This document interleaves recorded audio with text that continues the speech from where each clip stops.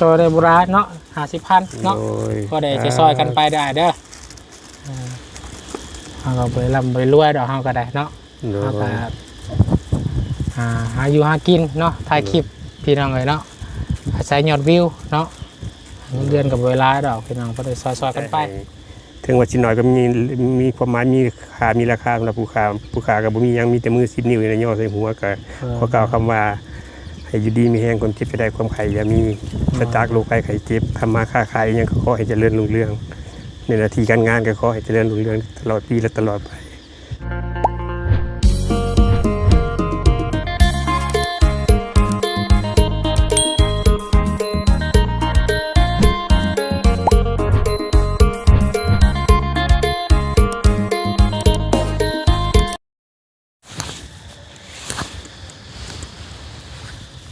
ปา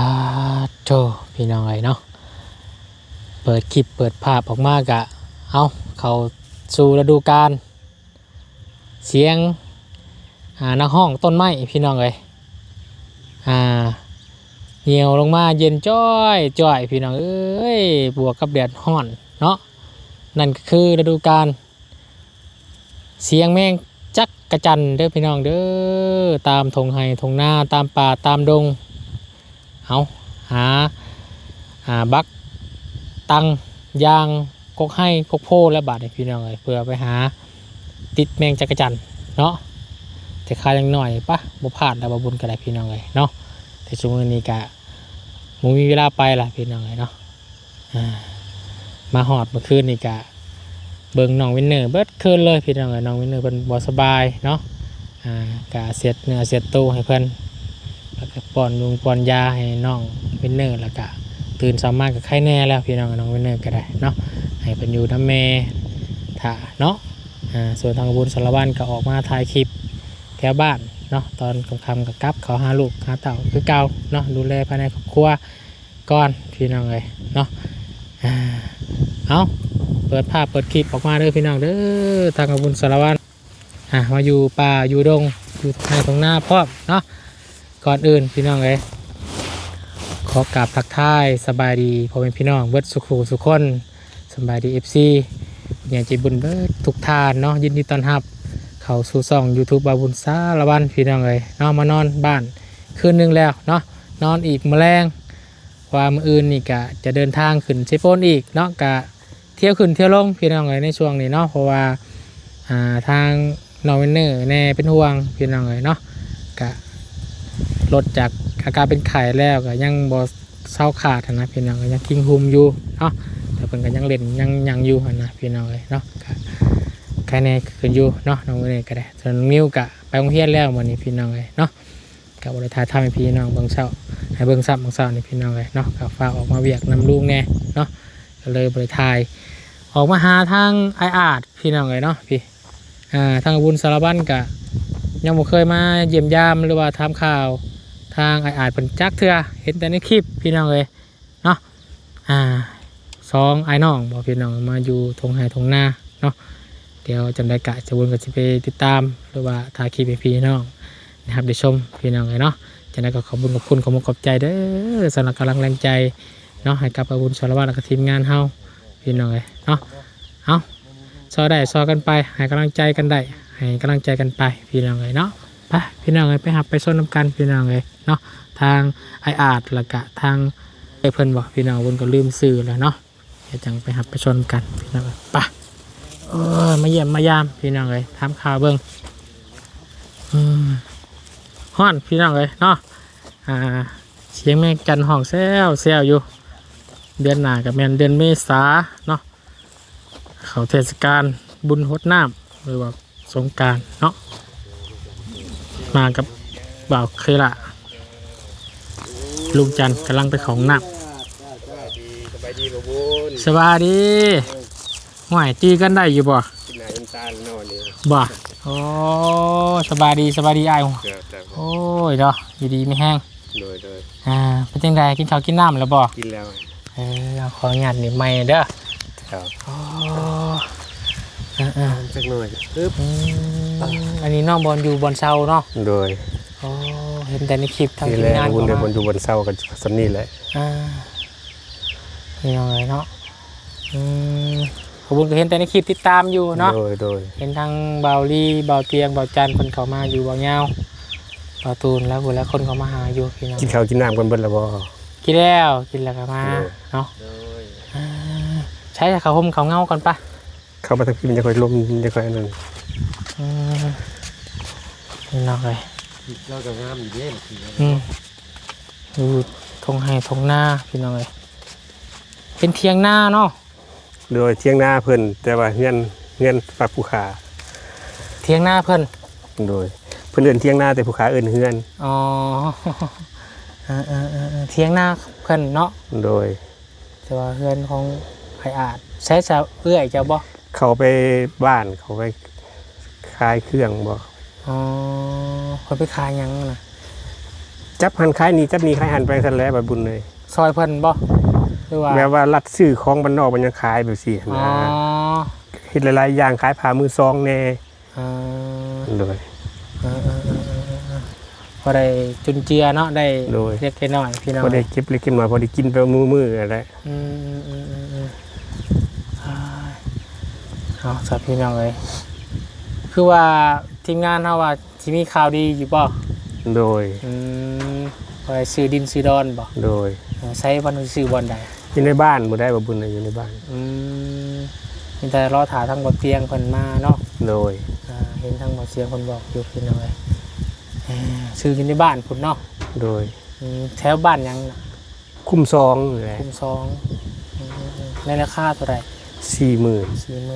40,000 โดย ดีใจนะเวลาเนาะ โดยก็ขอบุญขอบคุณทำสายบุญทุกท่านแล้วที่ว่าสวยเหลือผู้ขาก็ได้ โดยเป็นจังบุญลงมา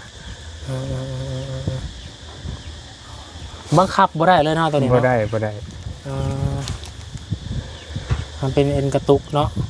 มันเป็น เป็นมาจากปีละ เข้า4 ปีเลย 4 ปีเนาะ เลย มันเป็นจังไดคือเริ่มแรกอะมันเป็นอาการจังไดคือ เริ่มแรกมันเริ่มจากนิ้วมือนิ้วซี่นี่ก่อน สั่นน้อยๆสั่นน้อยๆสั่นค่อยๆจากมือเบื้องขวา จากนิ้วตัวนี้เนาะ โดยจากนิ้วเป็นนิ้วเดียวนี่ อ่า แล้วก็เริ่มสั่นมาเรื่อยได้เริ่มมาเรื่อยจนมาถึงปัจจุบันนี่ใช้เวลาอยู่เกือบ4 ปี เกือบ4 ปี แต่ว่าคันบ่กินยาก็เพิ่มไปเรื่อยมันจะเป็นอย่างบ่ได้พุ่นแหละ มันจะตอนนี้กินยาอยู่บ่อยอ่ะ กินยาอยู่ตอนนี้ จะบรรเทาเนี่ยเนาะ โดย ถ้าบ่กินยานี่แฮงสั่นพูดยังบ่ได้พุ่นแล้วเนาะ โดย ขอบคุณกันยังบ่ได้ฮู้เรื่องราวของไอ้อาจเพิ่นเอาเป็นจังไดเนาะขอบคุณกันก็สิถามเป็นบางขั้นตอนไปเป็นจังไดคือดินเจ้ามาอยู่นี่บ่แม่นดินเจ้าเนาะ บ่แม่นขออาศัยเพิ่นอยู่ ขอใช้เพิ่นอยู่ เฮ็ดของเพิ่น เพียงเพิ่นบ่น่ะ โดย เพียงเจ้าของดินเพิ่นเที่ยวเนาะ ขออนุญาตถามบัตรพ่อกับแม่ได้จ้ะ เสียเพิ่นแล้ว เสียหมดแล้วเนาะ แม่เสียอยู่ในเซโนเสียอยู่คุมซองนี่นะ อืม ธาตุกระดูกเพิ่นก็อยู่วัดน้อยเซโนแม่ บัตรทั้งดินบุญดินมั่งทั้งพ่อแม่นะ บ่มี เราก็เลยมาขอใช้เพิ่นอยู่ทั้งอ้านนี่ยังบ่ได้มีครอบครัวเนาะสร้างครอบครัวแล้วบ่ เคยมีตั้งแต่อายุ18 ปี เคยมีอายุ78 ปี โดย แล้วก็ป้ายาห่าง โดย ยังบ่ได้มีลูกมีเต้า บ่ มีลูกคนหนึ่ง ลูกอยู่ทางใดจ้ะ อยู่ไทยพุ่นแหละ อ๋อเพิ่นเคยอยู่ไทย จะโทรมาลิ้นนำอยู่บ่ ก็บ่ค่อยโทรได้เพิ่น เพิ่นทั้งลูกอายุจักปีแล้วจังเงินโทษเนาะอ้ายจังว่าอันได้ยาได้ห่างกัน ประมาณกำลังฮัดเอิ้นพ่อเอิ้นหยังกันกำลังเรียนเพื่อเอิ้นพ่อเอิ้นหยัง ก็สิจื้ออยู่เนาะ บ่จื้อได้ ชื่ออะไร อ๋อลูกก็จื้อ ก็ ปีพังกับปีปลายคือซ้ำน้องวินเนอร์นะซ้ำดูกับบุญก็สิประมาณนี้ ก็จนอายุ16 ปียังบ่ได้เห็นกันอีกเทื่อหนึง เพิ่นจะเอิ้นพ่ออยู่บ่ ก็เอิ้นอยู่ แล้วก็จนเห็นกันแต่อายุ16 ปีแล้วก็บ่เห็นกันเลยนี่ ตอนน่ะเห็นกันนี่อยู่ไสอันนู้น อยู่ไทยพุ่นแหละ อยู่แถวใด อยู่พิชังสุขสวัสดิ์ อยู่สุขสวัสดิ์ ไปหา อยู่แถวนั้นบ่ ไปหาเพิ่นนี่แหละไปหาเพิ่น รู้จักชื่อลูกเพิ่นรู้จักอยู่บ่ชื่อลูกเพิ่นว่าได้ๆนะ ก็ฮู้นั่นแหละเนาะ ชื่อเพิ่นชื่อว่าได้ๆอ่ะ ชื่อนางทิพย์ น อ๋อผู้หญิงเนาะ โดย นางทีโดยเนาะ ขอบคุณกับขออนุญาตเป็นขอโทษขออภัยแต่ว่าเห็นเราสั้นเลยอยากเป็นยังไงเรายุดเนาะ จับเลยว่ะ อยากจับไฟได้พี่น้องไงแต่ว่าโอ้มันบังคับไม่ได้เนาะ จับกับยุทธ์บ่บุญเลย อ่า จับกับยุทธ์นี่จับยิงสั้น กลางคืนนอนกับชั้นบ่ว่า คันถ้าว่าเฮารับแล้วมันก็บ่สั้นเพราะว่ามันเกี่ยวกับระบบประสาทเด้บ่บุญเพิ่นระบบประสาททำงานแล้วมันสั่นคันระบบประสาทบ่ทำงานแล้วมันก็บ่สั่น เวลาพักผ่อนนอนยัง โดย พี่น้องไงเป็นเวรเป็นกรรมอย่างเนาะ โดย ปัดเข้าห้องน้ำมองในอาบน้ำในพี่ชายจ่าย เขาน้ำปลาดงเพิ่นนะ เดี๋ยวปุ๊บ เขาน้ำปลานี่เลย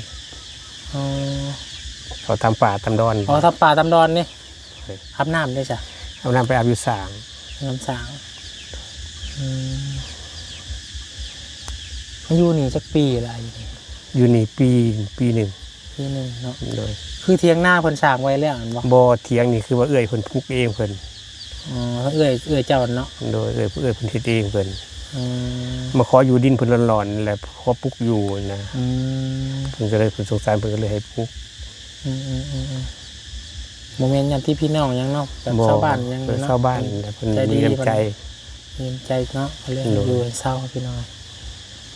ซอยกันไปเอาอดเอาเนาะก็จะได้ดินเป็นของตัวเองแหละพี่น้องเลยเนาะ โด ก็ ย สิบริญญาหายญานี่นั่นแหละ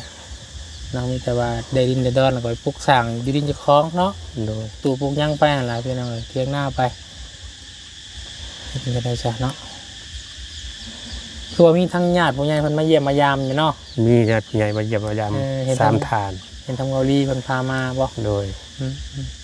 เพิ่นมาให้ทางใดอ้าย เพิ่นมาแต่สวรรค์ โอ้ เพิ่นเป็นคนสวรรค์ อืม ผู้ขาก็บ่กล้าถามเพิ่นเป็นไรเพิ่นจนบ่บุญเลย เพิ่นก็ อายเพิ่น เพิ่นเนาะ โดย เพิ่นก็ เพิ่นมาเยี่ยมมายามก็สาธุบุญแล้ว จะบุญแล้วเป็นยังไง โดย ใจบุญใจกุศลเนาะมาเยี่ยมมายาม บ่เพิ่นบ่บุญมาเยี่ยมมายามก็ขอมขอบใจหลายๆเด้อ โดยผมมีเวลามาอยากมาอยู่ ที่การงานทั้งสองทานเด้อ โดย เป็นผู้ผมใส่ให้คนทุกคนยากตลอดไปเด้อ โดย ขอให้เจริญซะ สาธุเนาะการติดตามทีมงานตลอดอยู่เนาะ โอ้ยที่ตามสายบุญมานี่เขา4 ปีแล้วเด้ โอ้แต่เบาเตียงเริ่มแรกพุ่นเนาะ โดย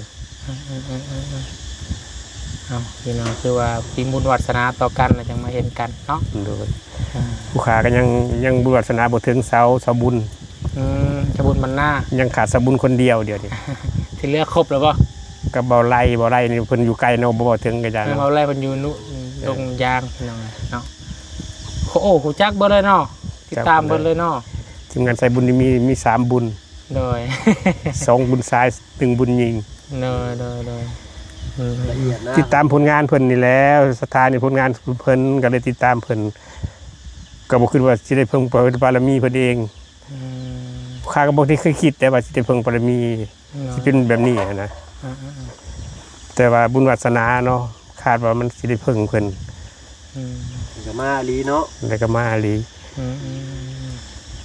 อันที่ติดตามมา3 ปี 4 ปีเนี่ยติดตามในผลงานคือว่าศรัทธาในการกระทำทานเลยโมเมนต์ว่าหยังได้แบบศรัทธาหลายนะว่าซื่อเลิกงานมาจากกรุงเทพอยู่กรุงเทพเลิกงานปุ๊บนี่เปิดทิมไว้ก็บ่เบิ่งก็ได้ ได้ยินเสียง แล้วก็เฮ็ดกับข้าวฟังเสียงเอา โอ้อ้ายก็เฮ็ดกับข้าวบ่ เฮ็ดกับข้าวกินอยู่คนเดียวนะเลิกงานมาหาโมงก็แวะตลาดแล้วก็ซื้อผักซื้อหญ้ามาแกงมาต้มกิน โดยเพราะงานอ้ายอยู่กรุงเทพอ้ายเฮ็ดงานหยัง โรงงานตู้เสื่อมเหล็ก ตู้เสื่อมเล็กเฮ็ดตู้เสื่อมผลิตตู้เสื่อมขายนี่บ่ โดย แล้วง่ายว่าอยู่ลาวห้องนี่จักปีอ่ะ หาเข้ามาได้บ่บุญ ก็มานี่บ่ โดยหาเข้ามาได้3 เดือน 4 เดือน โอ้ แต่มาอยู่เซโนนี่ฮะก็ได้20 กว่าวัน คือว่ามาที่แรกไปพักอยู่น้ำอ้ายอยู่เวียงแล้วก็เอื้อยเพิ่นขึ้นไปหับเอาแล้วก็ลงมาอยู่น้ำเอื้อย โอ้แสดงเป็นอาการของอ่านเป็นอยู่พูดแล้วเนาะ โดยเป็นอยู่พุ่นแล้ว มันเป็นนักแล้วก็เลยมากินยาลาวมาพักผ่อนมึงดูก็เลยมาบ่เรื่องศรัทธาสายบุญศรัทธาแท้ศรัทธาลีเราเบิ่งจนดึกจนดื่นเลย ขอบใจ แบบว่า หลาย มัน เนาะ แบบว่าเขาเบิ่งแล้วเขาสบายใจนะแบบว่าเขาเหลื่อมใส่ในการกระทำของเพิ่นอะไรเขาเบิ่งแล้วได้เขาก็บ่เบื่อนะวันเสาร์แรงวันเสาร์ได้เบิ่งหอนหาทุ่ม6 ทุ่ม อยากนอนเนาะ เพราะว่านาทีเป็นวันหยุดเด้ อากาศ ไป เป็น หมักมันเนาะ สิได้แต่อาการเรามาเป็นแบบนี้เนาะทั้งอายกันเนาะ บางคลิปก็น้ำตาไหลน้ำเพิ่นก็มีเบิ่งไปก็น้ำตาไหลนำคลิปบ่บุญไปเอาอันหนองทรายอยู่อันซุปอยู่หนองทรายอยู่อันกรุงเทพแล้วก็เบิ่งติดตามจนจบได้ ทั้งอายเนาะอายชายที่อายเสียชีวิตอยู่ไทย โดยติดตามต้นจนจบเลย ตอนนั้นยังบ่ได้มาเลยเนาะ ยังบ่ได้ทันได้มา อ๋อหน่อยขอบใจอายหลายเนาะติดตามชมให้กันพี่น้องเนาะทางมามันนี่แต่บุ้มียังมาฝากมีแต่ขนมเนาะ โดย อากาบุ้มกะทิซอยทั้งอันนี้พี่น้องเนาะ ขอบใจเด้อบ่บุญเด้อ ซอยทั้งหวานทั้งยาเนาะบุ้มกับซอยได้บุราเนาะ50,000เนาะ โดย ก็ได้จะซอยกันไปได้เด้อเราก็ไปลำไปรวยดอกเฮาก็ได้เนาะ โด เฮาก็ ย หาอยู่หากินเนาะถ่ายคลิปพี่น้องเลยเนาะอาศัยยอดวิวเนาะเงินเดือนกับเวลาดอกพี่น้องก็ได้ซอยๆกันไปเนาะเฮาดีใจเฮาได้ให้แล้วเฮาก็ดีใจมีความสุขนะ ขอหอยไว้ก็เด้อบ่บุญ เด้อเอาก็ได้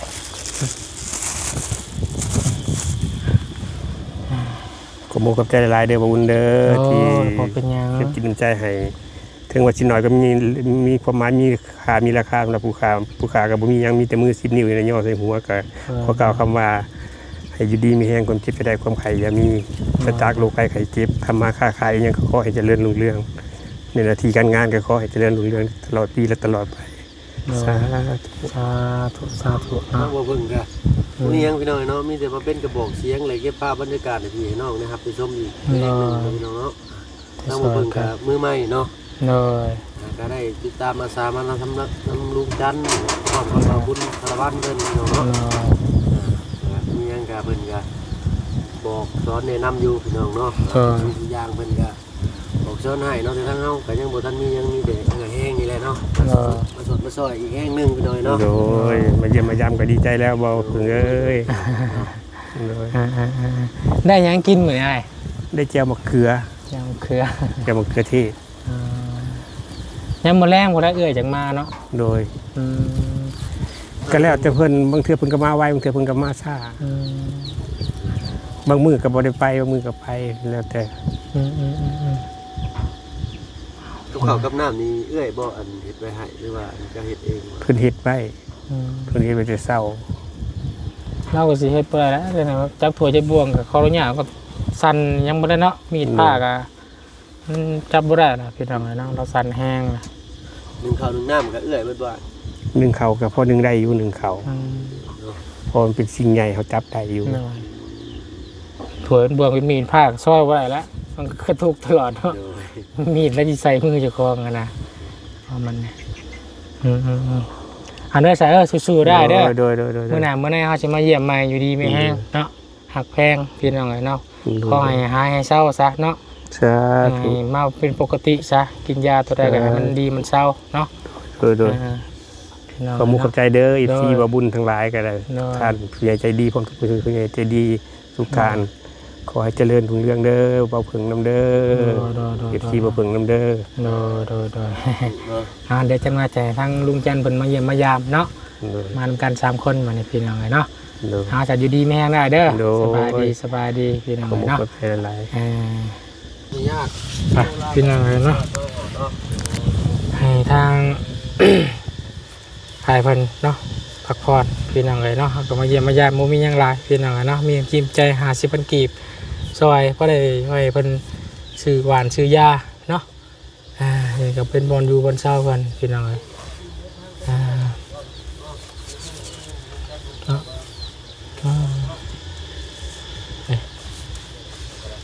อยนอนเย็นพี่น้องเลี้ยงไก่เลี้ยงกาเนาะตามให้ตามหน้าเอาซาพี่น้องกันเนาะซอยได้ซอยกันไปจนได้เนาะเป็นตรงไห้ตรงหน้าเนาะอยู่สองไอ้นอกพี่น้องเนาะบุญกับมาครั้งแรกเนาะการได้เห็นเพิ่นเขาโอ้ยพี่จะได้ใช้พี่น้องอีต้นเนาะสงสาร